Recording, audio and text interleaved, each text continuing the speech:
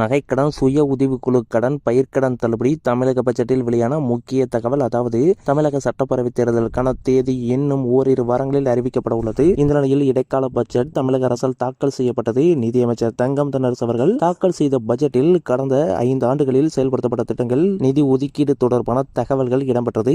குறிப்பாக மகளிர் உரிமை தொகை, மெட்ரோ ரயில் திட்டம், ஒவ்வொரு துறைகளுக்கும் ஒதுக்கப்பட்ட நிதிகளை பட்டியலிட்டார். இதில் முக்கியமாக திமுக அரசு பதவியேற்றதிலிருந்து நகைக்கடன், பயிர்க்கடன், மகளிர் சுய உதவிக்குழு கடன் தள்ளுபடி தொடர்பாக முக்கிய தகவலை கூறினார். அந்த வகையில் திமுக அரசு பொறுப்பேற்றவுடன் உறுதியளித்தபடி கூட்டுறவுத்துறையின் மூலம் 12,359 கோடி ரூபாய் பயிர்க்கடனும், 4,889 கோடி ரூபாய் நகைக்கடனும் மற்றும் சுய உதவிக்குழுக்களின் கடன் 2,118 கோடியும் தள்ளுபடி செய்யப்பட்டன.